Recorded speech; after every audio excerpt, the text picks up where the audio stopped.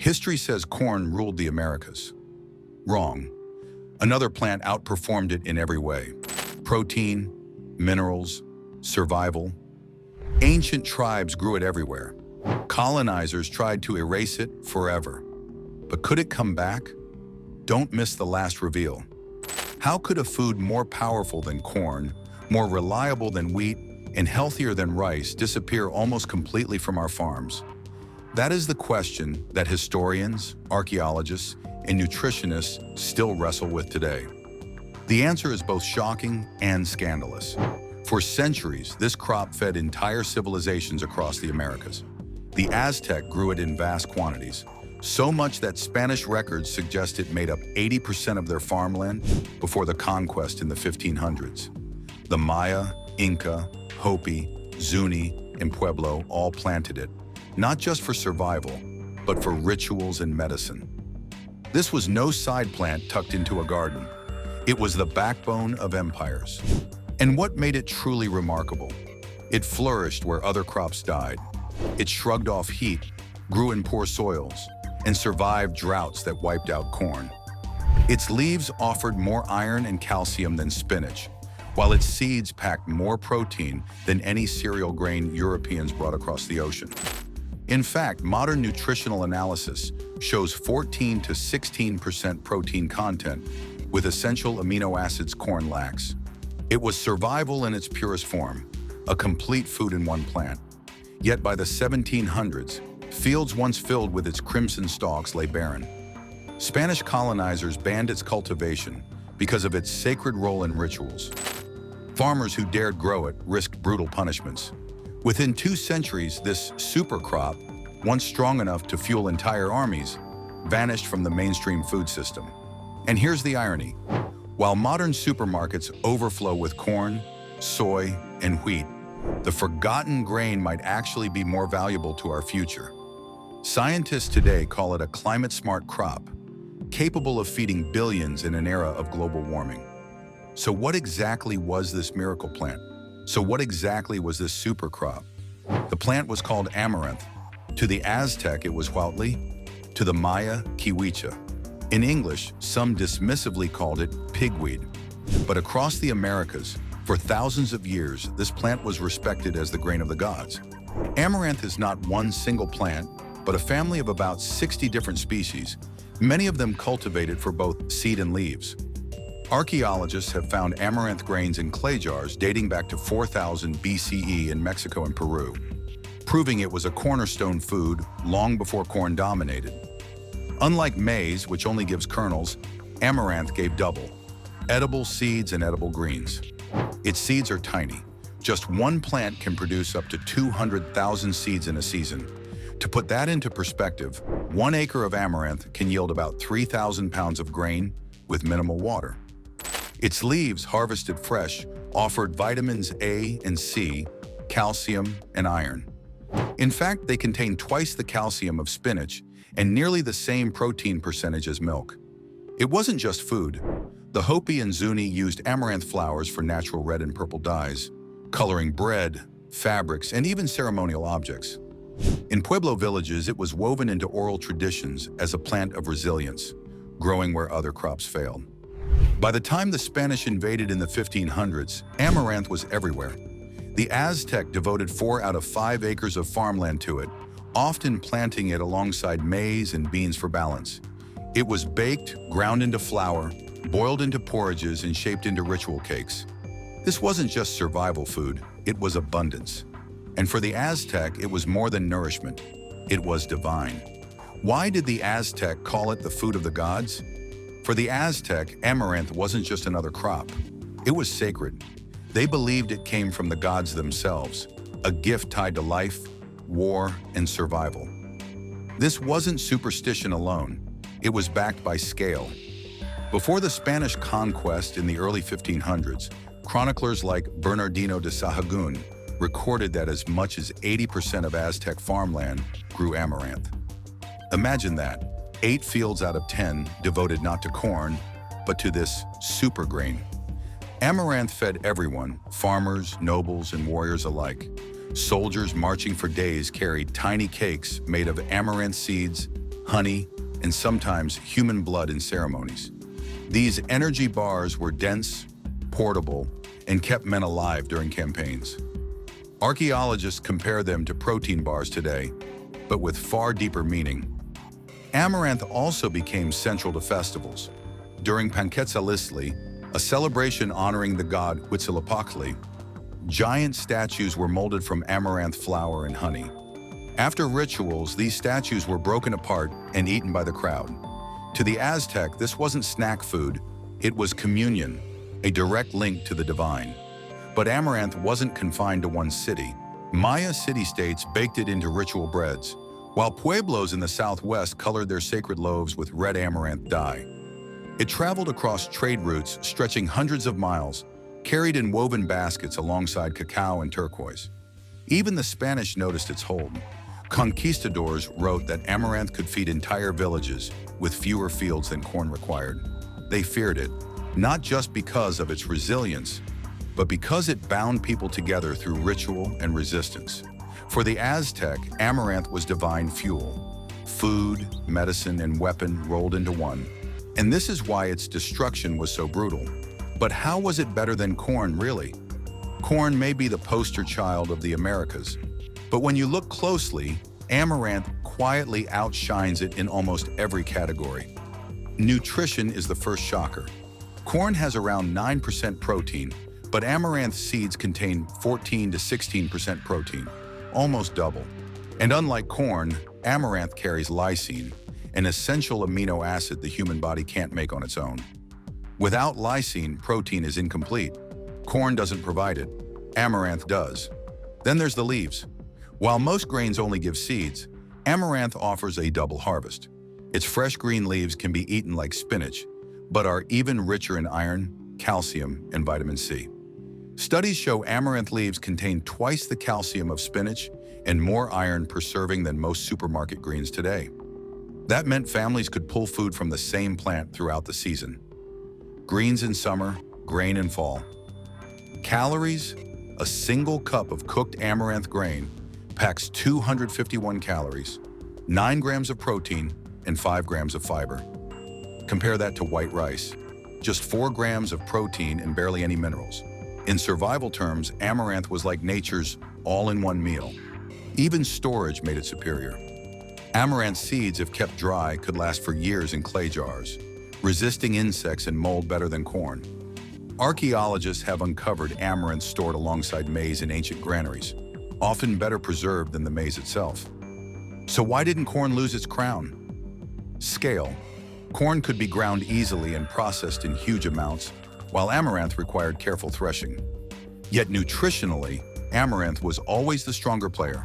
And this edge gave ancient farmers a crucial safety net, especially in years when corn crops collapsed. How did it survive where corn failed? Corn may have dominated empires, but it also failed spectacularly. One bad drought and entire harvests could collapse. Amaranth, on the other hand, was a stubborn survivor, the plant that refused to die even when the land turned cruel. Here's the key. Amaranth thrives in poor soil and harsh heat. Unlike maize, which demands fertile fields and steady rain, amaranth can grow in rocky ground with minimal water. Modern agricultural studies show it needs 30 to 50% less irrigation than corn, yet still produces up to 3,000 pounds of grain per acre. That resilience wasn't a laboratory discovery. It was observed by native farmers for thousands of years. Archaeologists have traced its role during climate disasters. During the Great Drought of 1276 to 1299, tree ring studies show maize crops collapsed across the Southwest. Yet amaranth pollen continues to appear in soil samples from the same era. That suggests people turned to it as a fallback crop when corn failed. It became a literal lifeline. Its biology explains this toughness. Amaranth's deep taproots can stretch up to 6 feet into the ground, sucking up moisture hidden far below the surface. Its broad leaves photosynthesize efficiently even in scorching sunlight, and the plant self-seeds if left unattended, ensuring it returns year after year without replanting. Villagers knew this. Oral histories from Pueblo communities tell of the plant that waits, meaning even if rains came late, amaranth was ready to produce food when everything else failed. Corn gave abundance in good years. Amaranth guaranteed survival in bad ones. And that reliability made it not just a crop, but a shield against famine. But resilience can be threatening, especially to colonizers who wanted control. Why did the Spanish try to erase it? When Hernán Cortés and the Spanish conquistadors marched into the Valley of Mexico in 1519, they weren't just after golden land. They wanted control, and amaranth stood directly in their way. Why? Because the Aztec tied amaranth to their gods. During religious festivals, giant statues of Huitzilopochtli, the war god, were sculpted out of amaranth dough mixed with honey. After rituals, the statues were broken apart and eaten by the people. To the Spanish, this looked disturbingly similar to Catholic communion, except it honored a pagan god. That terrified them, so they banned it. Spanish authorities outlawed the growing of amaranth in the 1500s. Anyone caught planting it risked severe punishment, from having their crops burned to brutal physical penalties. Whole villages could be fined or attacked if fields of amaranth were discovered. The crackdown worked. Within just a few generations, amaranth fields that once covered 80% of Aztec farmland nearly vanished. Colonial records show production plummeted to almost nothing by the 1700s. Unlike corn or beans, which were tolerated, amaranth's sacred role made it too dangerous in the eyes of the church and crown. But the Spanish weren't only fighting religion, they were fighting resistance. Amaranth was a survival crop, capable of feeding armies with less land and water. For conquerors trying to starve out rebellion, wiping it away made strategic sense. By destroying the crop, they weakened entire communities. Yet the plant never fully died. In remote pueblos and mountain villages, families secretly guarded seeds, passing them down in clay pots or hidden gardens. Amaranth became a quiet act of defiance, a reminder that some gifts from the gods could not be erased forever. And that's where the story turns underground, literally. Did tribes in the Southwest keep it alive in secret? When the Spanish outlawed amaranth in the 1500s, they thought they had stamped it out forever. But in the Southwest, native farmers had a different plan. They hid it. The Pueblo, Hopi, and Navajo didn't abandon the plant. They grew it quietly in small patches, often tucked behind cornfields or mixed with other crops so Spanish overseers wouldn't notice. Oral traditions from Pueblo elders describe this as resistance farming, the quiet refusal to let an important food vanish.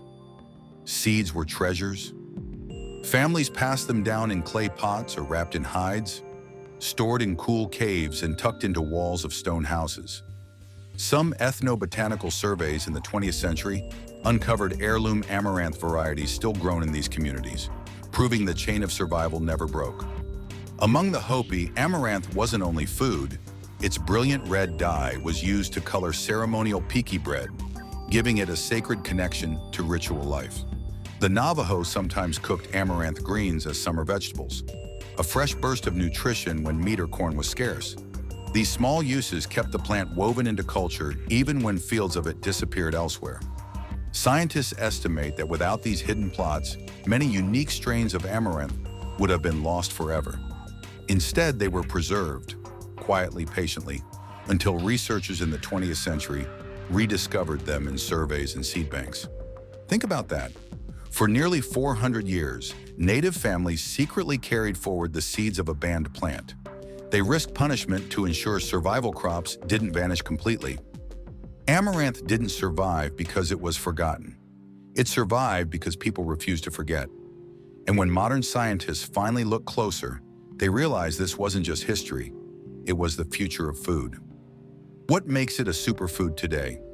Today, nutritionists call amaranth a superfood, but indigenous farmers knew that centuries ago. What makes it so extraordinary? Let's start with its seeds.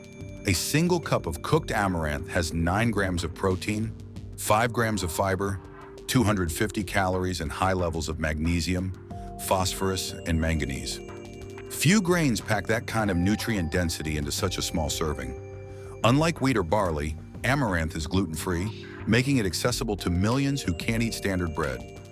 Modern tests also show it contains antioxidants that help fight inflammation and more calcium than milk by weight.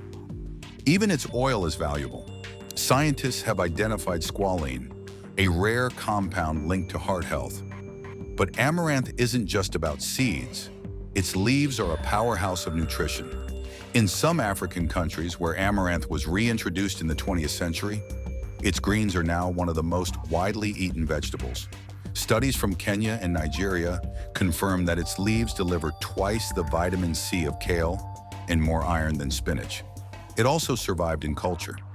In Mexico today, popped amaranth seeds are mixed with honey or syrup to make alegría, a sweet bar whose name literally means joy. This isn't some modern invention. It's the direct descendant of the cakes Aztec warriors once carried into battle. Even NASA has studied amaranth as a candidate for space farming. Why? Because it grows fast, produces both grain and greens, and regenerates quickly under stress. Traits perfect for life support systems on long missions. So when you walk into a supermarket today and see aisles of wheat, rice, and corn, remember, the forgotten crop might be stronger, healthier, and more versatile than all three combined. And yet, if it's so good, why don't we see it everywhere? Why don't we grow it now? If it's that good, if amaranth is so nutritious, so resilient, and so versatile, why don't we see fields of it across America today? The short answer? Money, machines, and politics. Modern industrial agriculture was built to favor just a handful of crops: corn, wheat, rice, and soy. These became global giants not because they're the best foods, but because they fit machines and subsidies. By the mid-20th century, U.S. farm policy heavily subsidized corn and wheat, guaranteeing farmers stable profits. Amaranth never got that backing. Mechanization played a role too. Corn and wheat can be harvested with combines, giant machines that strip whole fields in hours. Amaranth, with its delicate tiny seeds, didn't adapt well to early machinery. Farmers in the 1960s reported losing up to 50% of harvests because seeds shattered and scattered before collection. Corn was simply easier and cheaper to scale. Then came lobbying. Corn subsidies in the U.S. today exceed $4 billion annually, fueling everything from ethanol to high fructose corn syrup. Amaranth, zero. With global markets shaped by subsidies, small alternative crops rarely stand a chance. Yet demand is creeping back. In the 1980s, amaranth saw a brief revival when health food advocates pushed it as a high-protein grain. Companies in Nebraska and Minnesota experimented with large-scale production, but without policy support, most failed. Today, the global amaranth market is tiny, worth less than $10 million annually, compared to corn's $200+ billion. So the crop that once fed empires now lingers on the margins, grown by indigenous farmers, backyard gardeners, and small organic companies. But here's the twist. As climate change brings harsher droughts, the very traits that sidelined amaranth might make it essential again. Could this crop save us in the future? Here's the twist. The very qualities that made amaranth survive in ancient times might make it vital again in our future. With climate change bringing hotter summers, harsher droughts, and unpredictable rain, scientists are searching for climate-smart crops. Amaranth is at the top of the list. Modern trials show that amaranth can produce 2,000 to 3,000 pounds of grain per acre, even with limited irrigation. Compare that to corn, which may lose over 50% of yield in drought years. Its tap roots, which stretch deep underground, allow it to draw moisture where other plants wither. This makes it especially suited to semi-arid regions across Africa, India, and the American Southwest. Nutrition adds another layer. With 30% more protein than rice, more calcium than milk, and more iron than spinach, amaranth could fight malnutrition in countries where diets lack these key nutrients. The United Nations has even included it in discussions about underutilized crops that could help secure food supplies for billions. There's also a futuristic angle. NASA tested amaranth for space missions because it grows quickly, offers both grain and greens, and regenerates even when stressed.